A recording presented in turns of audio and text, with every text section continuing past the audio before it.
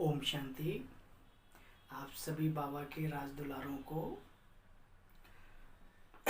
आज के मुरली दर्शन में हम बाबा के महावाक्यों का सार पूरी मुरली का सुनेंगे। मीठे बच्चे, इस महाभारत लड़ाई में पूरा झाड़ समाप्त होना है, इसलिए लड़ाई के पहले क्या करो, बाप से पूरा पूरा वर्षा ले लो। प्रश्न किया आज बाबा ने,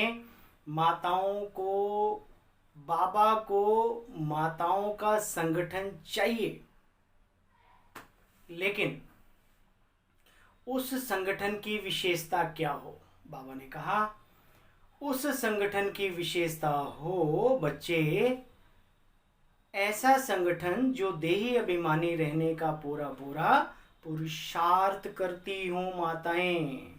नष्टो मोहा ग्रुप हो तब कोई कमाल करके दिखा सकती हैं। क्या करना है बाबा? मीठे मीठे बच्चे यह जानते हैं कि बाबा हमको स्वर्गवासी बनाने यहाँ आए हुए हैं।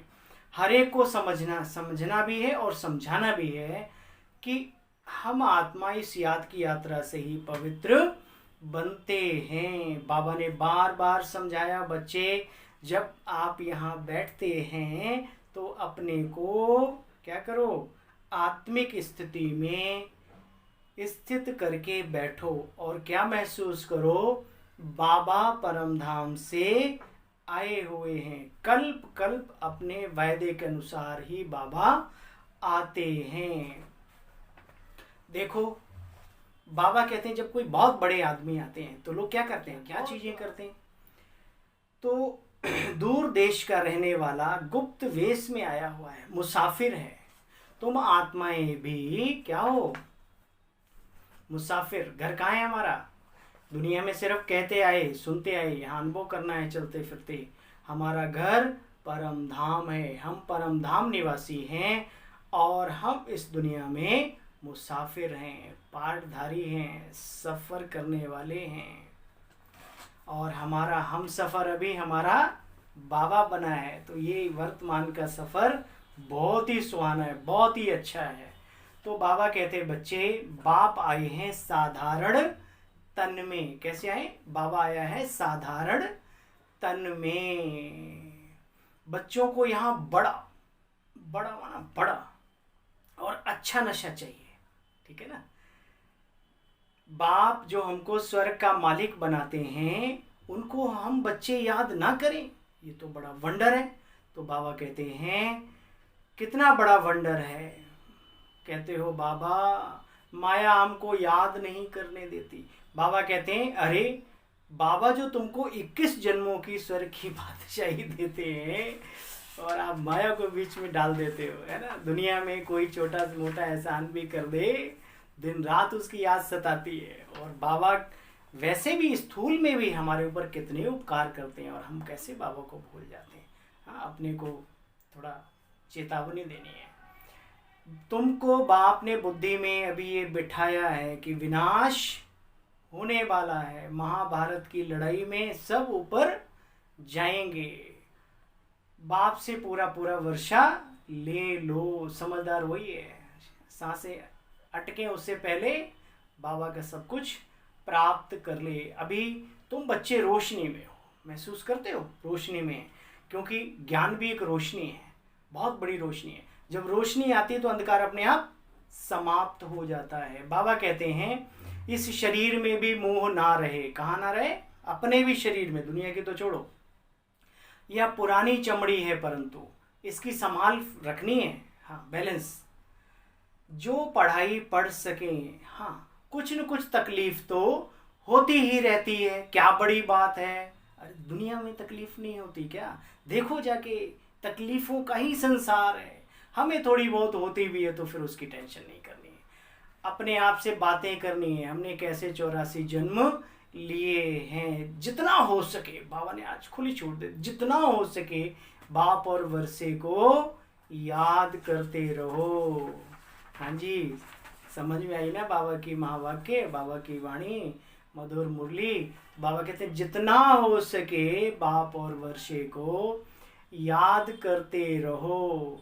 अच्छा होगा क्या, जब हम याद करते रहेंगे, याद करते करते करते करते अभ्यास पड़ जाएगा। और एक कहावत है, हे अर्जुन, जो भक्त मुझे चिरकाल से भजता है वही अंत में मुझे प्राप्त होता है। नहीं तो गोलगप्पे याद आएंगे आत्मा को शरीर छोड़ते समय, ठीक है। इसलिए गोल गोल बाबा याद आए, उसका अभी से अभ्यास करते रहना है।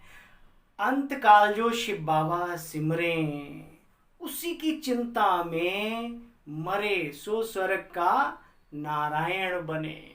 मौत भी इतने जज्बे वाली हो जिसमें भगवान की याद भी हो। लोग तालियां बजाएं, हम भी अंदर से ताली बजाएं खुश होके। अच्छा भाई, धारणा का सार ही आपको सुनने को मिला। फिर भी मुख्य पॉइंट्स बाबा ने कहा, इस तन की भी संभाल करनी है, क्योंकि इससे कमाई करनी है किस जन्मों की।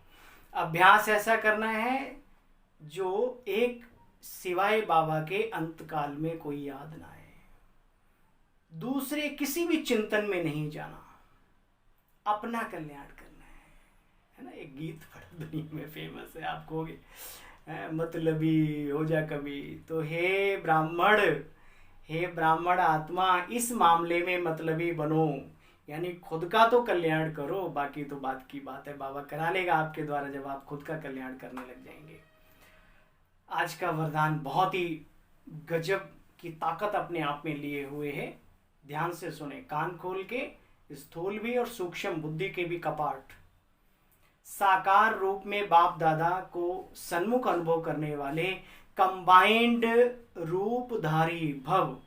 बाबा ने डिटेल में बताया, बच्चे देखो जैसे शिव शक्ति कंबाइंड है, ऐसे पांडव पति और पांडव भी कंबाइंड है। यहाँ भाई बहनों की बात नहीं, आत्मा की बात है, उस दिव्य शक्ति पुंज सर्वशक्तिवान परमात्मा पिता के साथ। जो ऐसे कंबाइंड रूप में रहते हैं, उनके आगे बाप दादा साकार में सर्व संबंधों से सामने होते हैं।